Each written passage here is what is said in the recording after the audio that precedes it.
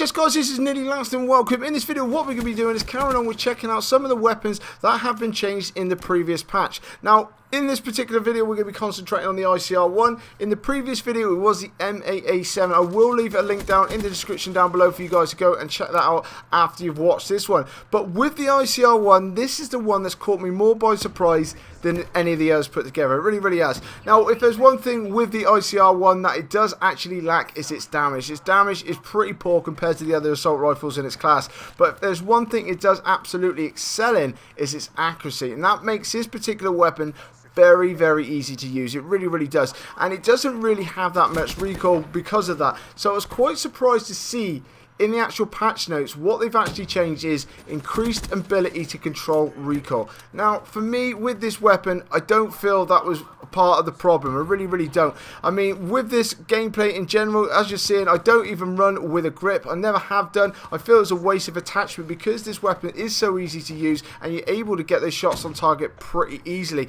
Now the other thing that they did change was the hip fire spread has been reduced. Now that is a good thing. It really is. Obviously when you get caught out in close quarters, but for me with the recoil issue, I never actually really ever noticed it myself. So it'd be interesting to see other people's points of view on this one. But for me, this is the easiest weapon in its class to use, and if there's one thing that needed to be changed, is maybe just give it a slight bit of damage. Now I don't think that'll ever happen because the damage is low, is because the accuracy is so high, and that's what they feel is going to be making up for it. So I don't think they'll ever address that whatsoever, but that is one thing I would like to see if it ever happened. So I want to know, guys, from your point of view, whether you've actually noticed it in the post-patch or pre-patch, whether you've actually struggled with the recoil or not. It'd be very interesting to hear, like I say, different people's points of view on this particular weapon in general. But like I say, with the attachments that I like to actually run with this gun, it's because the iron sights are absolutely perfect. There really is no problems there.